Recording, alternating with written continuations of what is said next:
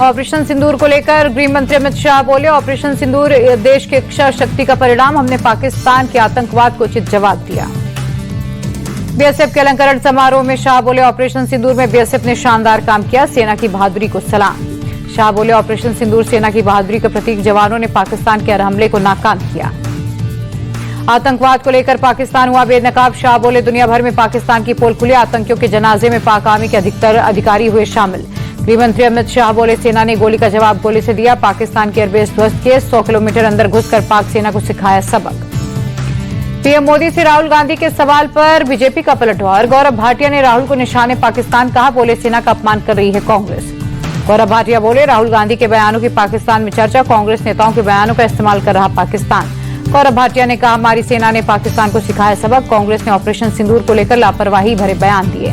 BJP बोली, राहुल गांधी तय करे वो किसकी तरफ, विपक्ष का रवैया गैर जिम्मेदाराना, पूरी दुनिया ने पीएम मोदी और सेना की तारीफ की। शिवराज सिंह चौहान ने की राहुल गांधी के बयान की निंदा, कहा उनके बयान में हताशा और निराशा दिखती है, उनका असली चेहरा देश के सामने है।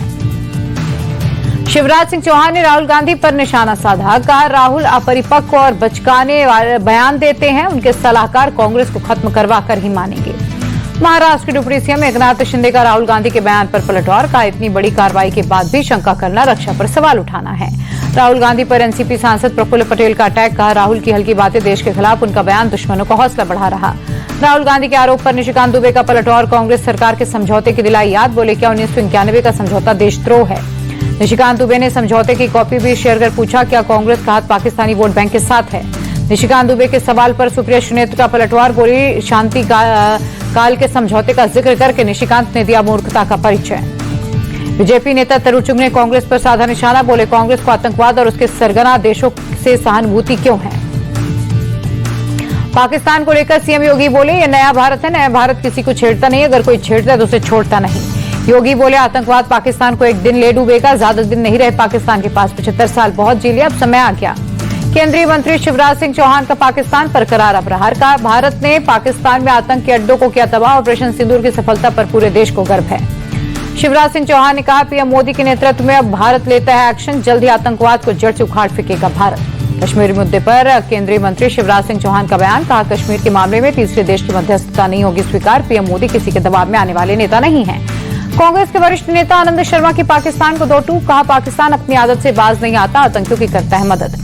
आनंद शर्मा ने कहा, भारत लंबे समय से सीमा पर आतंकवाद का शिकार, भारत ने आतंकियों को दिया करारा जवाब। कश्मीर मुद्दे पर कांग्रेस के वरिष्ठ नेता आनंद शर्मा का बयान, कहा कश्मीर पर तीसरे देश के दखल की जरूरत नहीं। पाकिस्तान को लेकर जेडीयू नेता राजीव रंजन बोले, भारत के शौर्य और पराक्रम के सामने पाक सेना ने आत्मसमर्पण किया, हमारी सेना ने आतंकी ठिकानों को नेस्तनाबूद किया।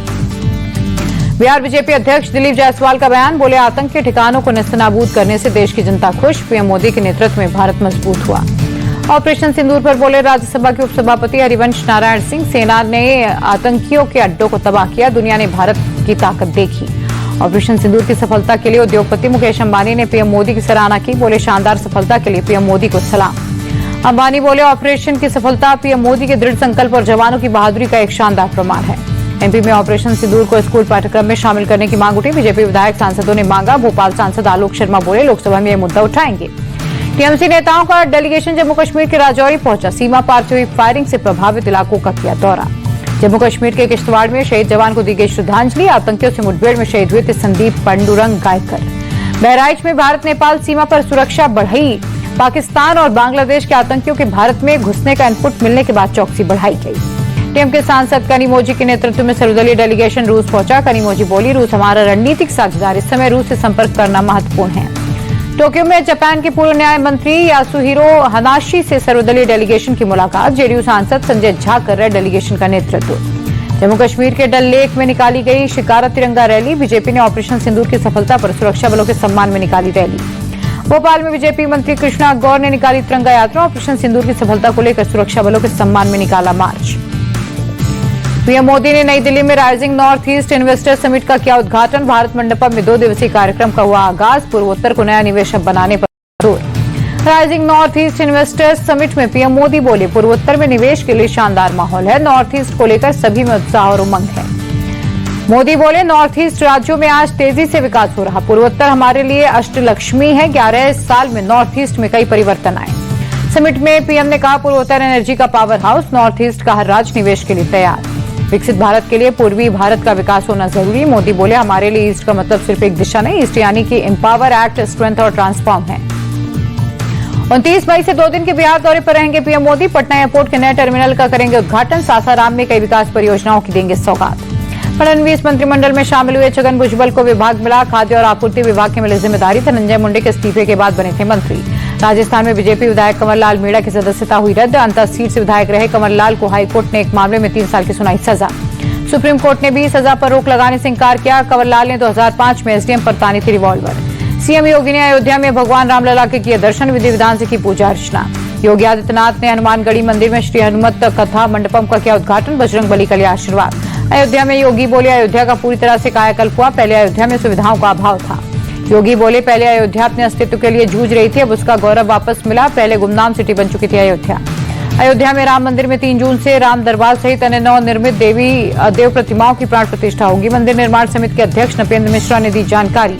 छत्तीसगढ़ के सीएम साय ने शहीद जवान को दी श्रद्धांजलि। नक्सल ऑपरेशन के दौरान शहीद हुए थे मेहुल सोलंकी। मध्य प्रदेश के उज्जैन में अवैध अतिक्रमण पर बुलडोजर चला। हाईकोर्ट का स्टे हट जाने के बाद 3 मकानों पर हुई कार्रवाई। बिहार के बेतिया में शिक्षा व्यवस्था पर उठे सवाल। मोबाइल टॉर्च की रोशनी में छात्रों ने दी परीक्षा। वीडियो सोशल मीडिया पर वायरल। उत्तरकाशी में सड़क हादसा। यात्रियों से भरी बस अनियंत्रित होकर पलटी। एसडीआरएफ ने सभी यात्रियों को किया रेस्क्यू। आप विधायक रमन अरोड़ा की बड़ी मुश्किलें। विजिलेंस विभाग की टीम ने छापेमारी के बाद हिरासत में लिया।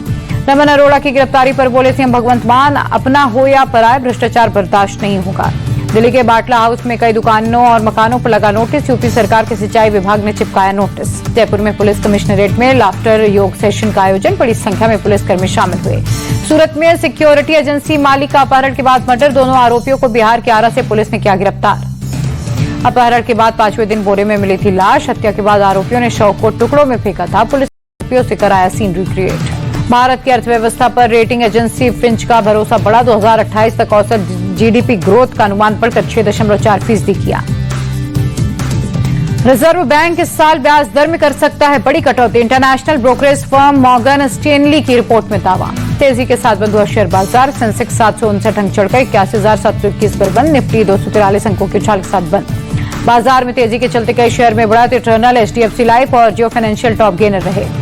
बाजार में तेजी के बावजूद 2 शेयर के इन्वेस्टर्स को नुकसान। सन फार्मा और ग्रासिम टॉप लूजर रहे।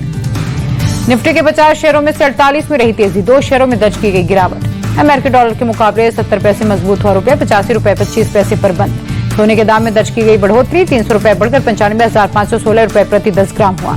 शुक्रवार को चांदी की कीमत में आया उछाल। 1,135 रुपए बढ़कर 97,654 रुपए प्रति किलो पहुंची कीमत। अंतर्राष्ट्रीय बाजार में कच्चे तेल की कीमतों में उतार चढ़ाव जारी। देश में पेट्रोल डीजल की कीमतों में कोई बदलाव नहीं। एफएमसीजी कंपनी आईटीसी ने जनवरी मार्च तिमाही के नतीजे किए जारी। 300% मुनाफा बढ़ा। अदानी पोर्ट्स को सिंगापुर की डीबीएस ग्रुप से मिला 1,289 करोड़ का लोन। भ्रष्टाचार मामले में क्लीन चिट के बाद मिला पहला कर्ज। एसबीआई के बाद केनरा बैंक ने एफडी की ब्याज दरों में कटौती की। अब जमा पर 7.50% तक मिलेगा ब्याज। देश की प्रमुख फार्मा कंपनी सन फार्मा ने चौथे तिमाही के नतीजे घोषित किए। मुनाफा 19% घटकर 2,154 करोड़ रुपए रहा। देश में प्राइवेट सेक्टर की ग्रोथ में तेजी के संकेत। एसएनडपी ग्लोबल का सर्विस पीएमआई 13 माह के उच्चतम स्तर पर। मई महीने में पीएमआई इंडेक्स 61.2 रहा। ग्लोबल ऑयल डिमांड को लेकर रेटिंग एजेंसी मूडीज का बड़ा दावा। अगले दशक में भारत बनेगा वैश्विक तेल मांग का सबसे बड़ा इंजन। सलमान खान के घर घुसपैठ मामले में आरोपी महिला को न्यायिक हिरासत। आरोपी महिला ईशा छाबड़ा की बांद्रा कोर्ट में हुई थी पेशी। मुंबई में बदला मौसम का मिजाज। सुबह सुबह हुई हल्की बारिश।